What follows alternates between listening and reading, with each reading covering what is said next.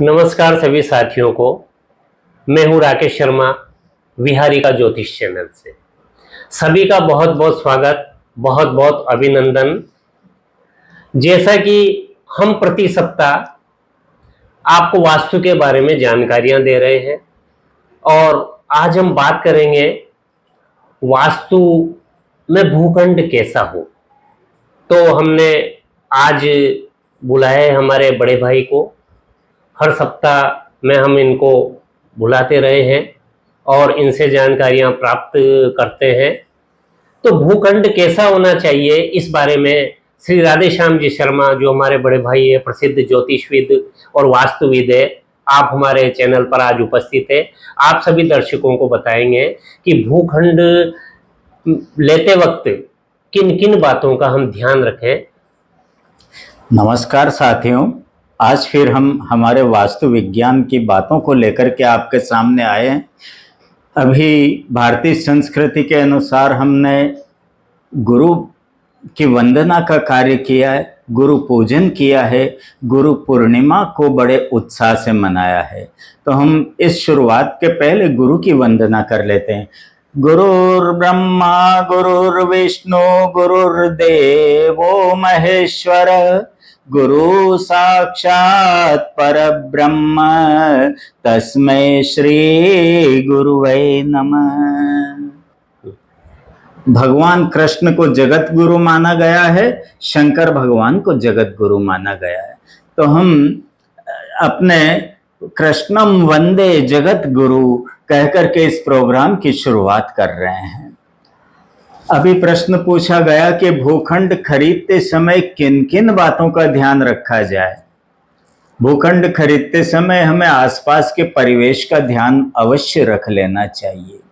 हर जगह पर वृक्ष मिलते हैं, लेकिन इतना सा ध्यान रखें, अपने भूखंड के पूर्व दिशा में यदि पीपल का वृक्ष हो, पश्चिम दिशा में यदि वट का वृक्ष हो, उत्तर दिशा में गोलर का वृक्ष हो और दक्षिण में पलाश का वृक्ष हो, तो ऐसे स्थान से बचकर के रहना चाहिए।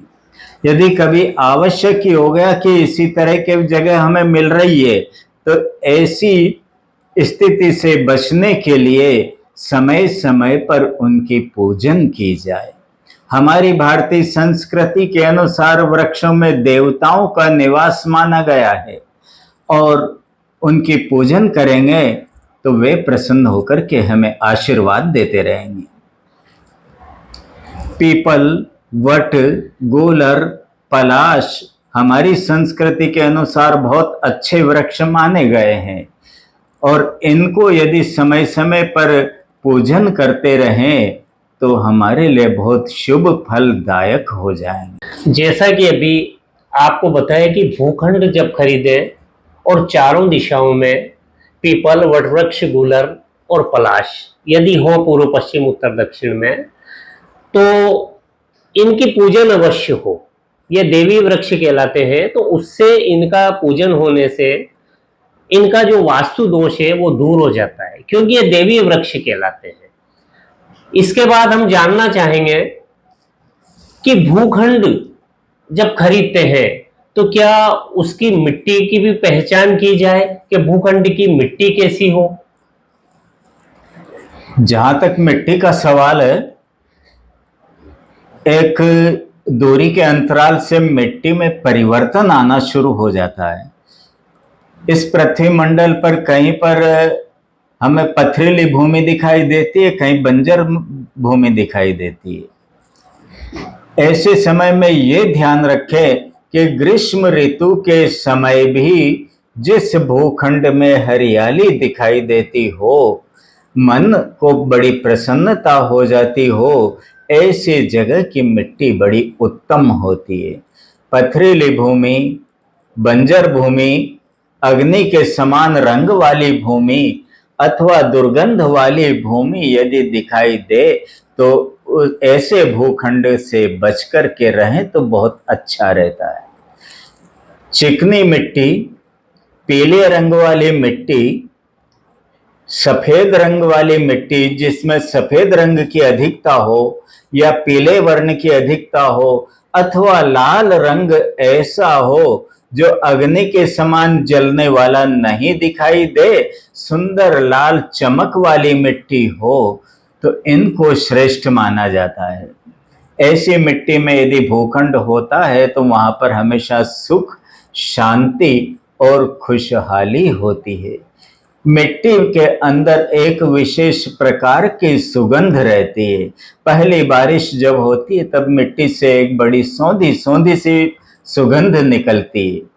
तो ऐसी मिट्टी जो बड़ी सुगंधित हो, अच्छी लगती हो, जिस मिट्टी के ऊपर पैर रखते ही हमारा मन खुश हो जाता हो, जिस मिट्टी का स्वाद मधुर स्वाद हो, ऐसी मिट्टी को भूखंड के लिए श्रेष्ठ माना जाता है। केवल दुर्गंध वाली मिट्टी से बचा जाए। भूखंड आजकल पथरीली, बंजर जमीन आदि स्थानों पर भी भूखंड लिए जाते हैं। तो इनका शुद्धिकरण कैसे हो, समाधान कैसे हो, शुद्धिकरण कैसे हो, ये भी हमें बताइए हमारे दर्शकों को। जैसे हमें पथरीली जमीन दिखाई देती है, अक्सर अधिकतर जगह पर पथरीली जमीन होती है, बंजर जमीन भी दिखाई देती है, कई जगह ऐसी जमीन दिखाई देती है जिसका वर्ण अग्नि के समान लाल रंग का होता है और हमें उस जगह पर भूखंड लेना ही है। तो ऐसे समय पर भूखंड लेकर के और निर्माण के पूर्व किसी पवित्र स्थान का जल छिड़का जाए, पवित्र नदियों का जल छिड़का जाए, तो उससे वो भूखंड सही हो जाता है और उसकी सारी नकारात्मकता दूर हो जाती है। अब यदि किसी ने भूखंड लिया है तो उस भूखंड की श्रेष्ठता की पहचान कैसे करें कि ये जो भूमि है भूखंड की, ये श्रेष्ठ भूमि है, इसका भी कोई आप उपाय बताइए। ये भूखंड लेना हम इसीलिए लेते हैं कि हमारा पूरा परिवार सुखी रहे, समृद्ध रहे और शांति मिले। तो उस भूखंड की श्रेष्ठता को देखने के लिए भूखंड में थोड़ा गड्ढा खोदा जाए। गड्ढा 1.5 फीट का गड्ढा होना चाहिए, 1.5 फीट लंबा, 1.5 फीट चौड़ा और 1.5 फीट गहरा। उसके अंदर पानी डाल दिया जाए, रात्रि में वो पानी वहां पर भरा रहेगा। प्रातः काल यदि हम उस स्थान को देखते हैं, उस जगह में पानी मिल जाए, तो ये समझ लीजिए कि वो जगह बहुत ही उत्तम है। यदि पानी का अंश खत्म हो जाता है, भूमि सोख लेती है उस पानी को और वो जमीन गीली दिखाई दे, तो वो मध्यम मानी जाती है। और यदि प्रातः काल हमें उस जगह पर दरारें पड़ी हुई दिखाई दे, तो वो जगह सामान्य दिखाई रहेगी। तो ये भूखंड की श्रेष्ठता के लिए यह प्रयोग करके देखा जाए, तो वहां पर पानी मिलने वाले स्थान पर बड़ी सुख शांति मिलेगी। गीली स्थिति है तो उसमें मध्यम रहेगी, आराम से अपना जीवन कटेगा, और सामान्य स्थिति में ईश्वर आराधना करते रहें तो सुख शांति मिलती रहेगी। भूखंड की श्रेष्ठता की हम पहचान कर सकते हैं कि भूखंड किस प्रकार का हो।